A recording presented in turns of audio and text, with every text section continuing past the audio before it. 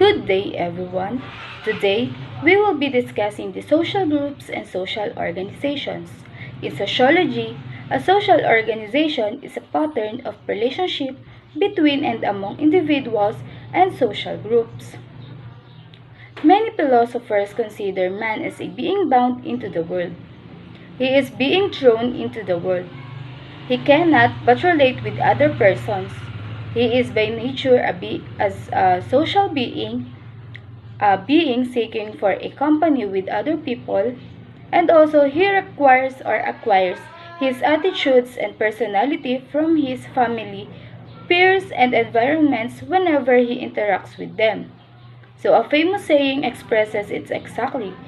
Tell me who are your friends, and I will tell you who you are. We are identified with our friends and through them. People somehow get pieces of our personal characteristics, behaviors, attitudes, and identity. Let us consider different types of social groups for our study. So social groups has four types. First is the categorical group, second is the aggregate group, third is the collective group, and fourth is the associational group. So now, let's talk about first the categorical group. This group of people share particular characteristics and a common identity. They are naturally grouped together by virtue of their present conditions which gave them this social category. For example, students, drivers, senior citizens, human rights groups, unwed mothers, the handicapped, the senators, and the wealthy are all aware of their similarities and differences. Second is the aggregate group.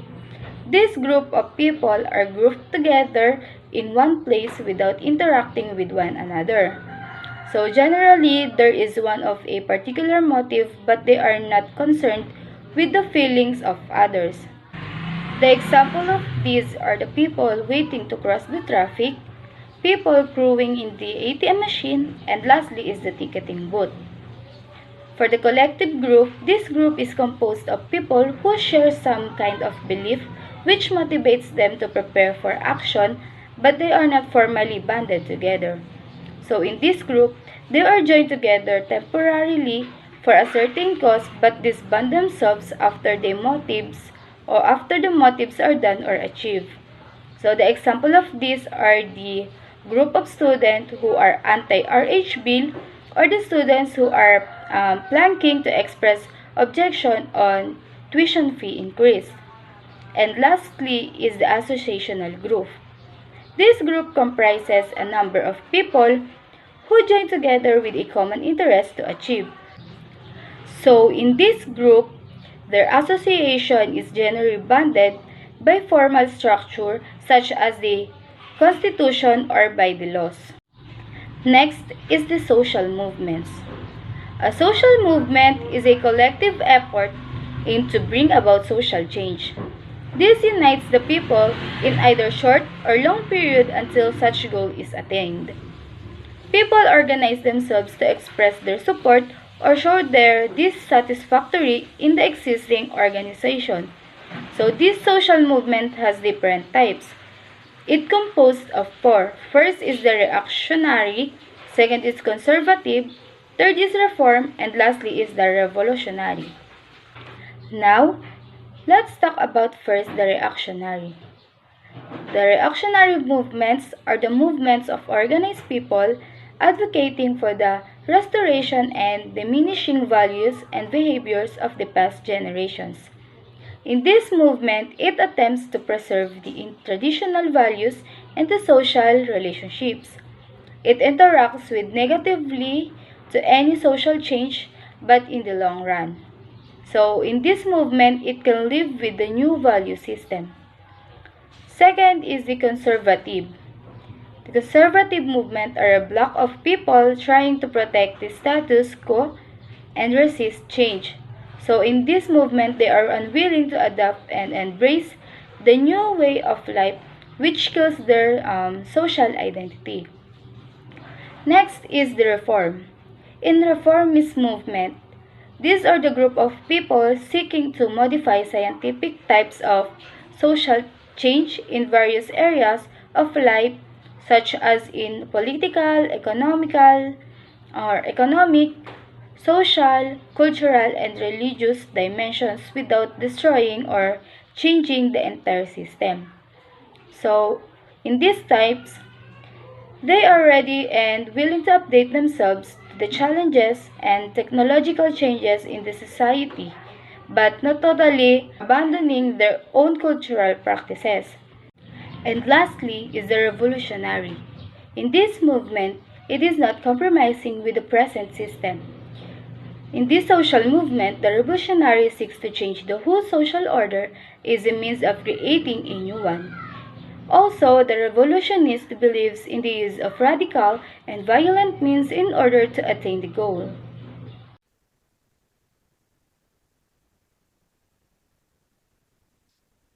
Good day, everyone. Shayla from Integrated Lesson 4A. I will be going to discuss or tackle the deviancy, social problems, and social control. So first, let me uh, share my screen.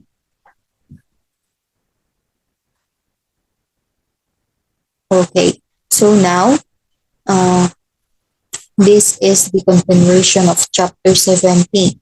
So deviancy, when we say deviancy, it is the anything that deviates from what people generally accept uh, as normal, no? Ito po yung ina-accept ng isang tao as normal sa kanyang pananaw, but in the other perspective or in the perspective of society is mali. Yun po yung tinatawag natin difference. Then, we also have the social problem. So, social problem, ito po yung pinakaharap ng ating society ng mga problema, no? Mga problema na pinakaharap ng ating society. Then, ang social control naman po, ito yung a person's inner and outer controls for both work together to negate deviant tendency or yung para po hindi mapabayaan yung ating pagkakaroon ng deviancy.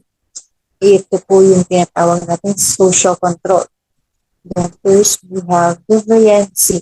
Sabi dito, is an act of violating the standard norms and conduct of a given society in a given period of time. So, ito po ay yung pagbabiolate natin. Kapag sinabi natin deviancy, ito yung pagbabiolate natin ng mga norms, ng mga rules, no, sa ating society. And also, it refers to any action that violates a social norm or any action that is perceived as violating some widely shared moral values or norms of a society or group culture. So, dito po ay, for example, in the classroom, no, meron tayong teacher. So, for example, in the classroom, so, Monday. So, let's start today, Monday. So, Monday po ngayon, for example lang po ito, Monday. So, meron tayong estudyante na na hindi siya naka-uniform Monday, no, araw ng Lunes. So, hindi siya naka-uniform. Then, yun po ay masasabi natin isang deviance. Bakit po natin nasabi? Kasi po, sa atin po, kapag po Monday, alam po natin na required tayong mag-uniform, no? But, yung bata is pinili na casual siya ng dress, no? Yun po yung tinatawag natin deviance. Parang meron siyang nag-violate, no? Nag-violate ng mga standard norm sa ating silid-aralan, sa ating silid-aralan, no? Yun po yung tinatawag natin, no? And then, also, sa community natin, ang deviance naman po sa community natin is yung, di ba po, nagkakaroon ng nakawa. So, nagkakaroon ng mga parang beggars or yung namamalimos. So, para sa kanila, tama po yung ginagawa nila. Pero sa society natin, dun sa norms na meron tayo, hindi tama yun. Kasi yung pamamalimos is ginagawa na lang po nilang trabaho ngayon. So sa society natin is hindi naman po iyon yung trabaho talaga. So parang ganun po yung tinatawag natin deviance. Next, we have also, sabi dito, a deviant person is a person who fails to conform with the rules and norms of a group while he is a member. So, nababiolate, nagkakaroon ng violation dun sa group habang member po yun sa individual. Then also we have the we call deviation from what is socially acceptable. So, sabi dito, they are literally shaping the community, contradicting the community, disturbing the community, and threatening the community, and also creating a subculture of their own in opposite to the present ones that create social confusions and social problems. So, dito po is nagkakaroon na tayo ng paglabag sa mga social and standard norms na meron tayo sa ating society. For example, yung mga gangster. Kung makikita po natin, no? Meron po tayo iba't ibang uri ng mga gangster, At the same time, meron din tayong tinatawag na isa din pong example yung beggar kanina dito. So, yun po yung parang deviation na acceptable na ngayon sa ating social society, no? Yun po yung tinatawag natin deviation from what is socially acceptable. Yung mga gangster dati po, nung una, syempre, di ba, pag sinabi natin gangster, parang negative, no? Pero ngayon, pag sinabi natin gangster, para siyang brotherhood or yung samahan, no? Samahan or pagkakaisa nila. So, meron na po tayong iba't ibang uri ng mga tinatawag ng mga gangster or yung mga brotherhood tinatawag natin. Then also, we have social stratification and social mobility. So, pag sinabi natin social stratification and social mobility, sabi dito, it indicates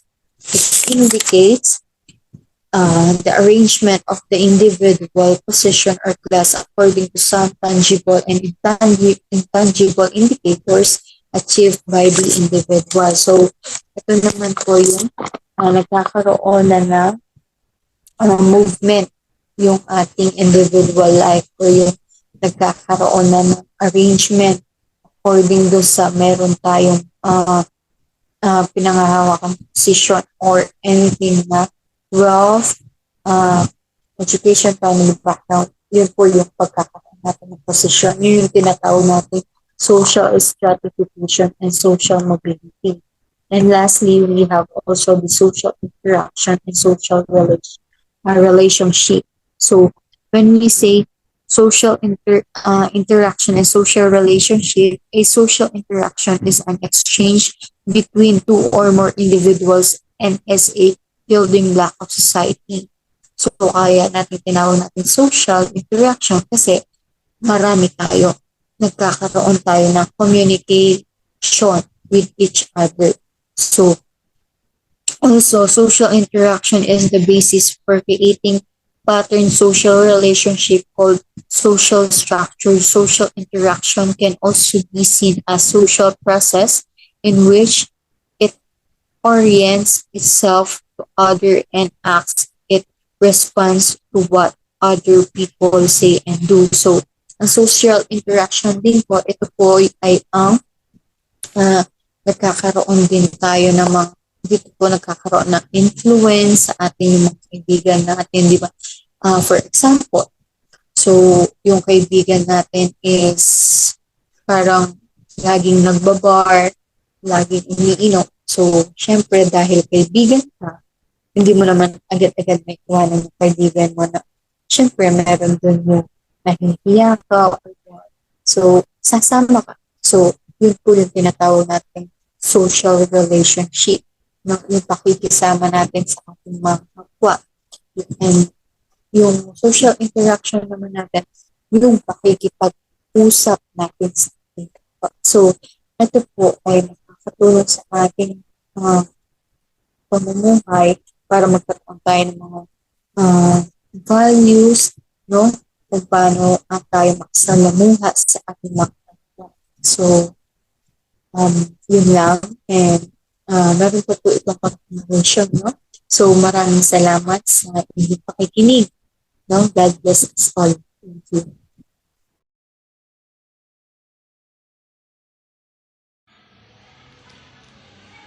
Types of social relationships. Cooperation. This particular social contact style is employed in organizations like enterprises. The participants involved in this type of social contact cooperate to achieve a particular objective. Competition. Cooperative conflict is what this is. When people or groups compete, they work hard to accomplish the same objectives, but they are more focused on the objectives than the rivals. Similar to a conflict, the winner will be the one who succeeds. Conflict. It takes place when two or more people oppose one another in social interactions, reciprocally using social power to pursue limited or incompatible goals and prevent the opponent from achieving them. War. This social connection is undesirable. It is characterized by extreme conflict and violence. It endangers lives, destroys property, and upends societal order. The approaches to resolve conflicts. Domination. High care for oneself and low regard for others define a dominant style. This style has been linked to a win-lose mentality or to coercive action used by one person over another to gain control of a situation or end a quarrel. Truce or peace talk. Calling a truce is intended to set the stage and conditions for addressing potentially explosive situations in the future. Compromise.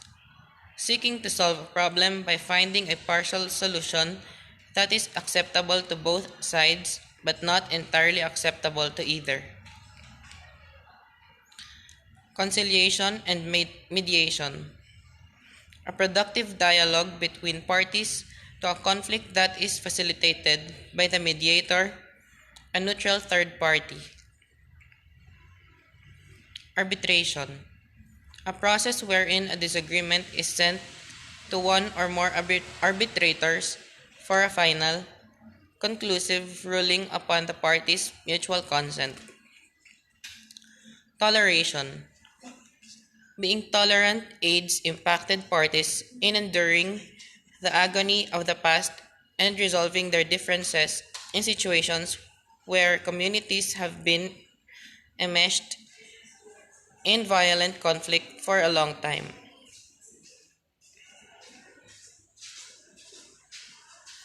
Social exchange. Reciprocity, paying back in kind, is a key component of reciprocity. The positive reciprocity norm, which states that people anticipate exchanging benefits for benefits. It is the subject of the majority of social exchange research. Acculturation. An individual or group comes to adopt, to a greater or lesser extent, the values and practices of a culture that is not their own through the process of acclimation, which involves cultural contact and exchange. Assimilation. This is the process through which individuals or groups of individuals from diverse ethnic backgrounds get assimilated into a dominant culture. Amalgamation. It happens when several cultures converge to create a fresh, original culture.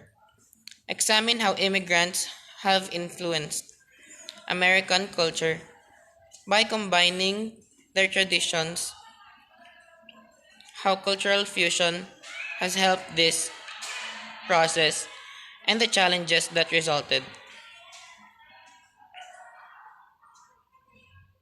Thank you for listening.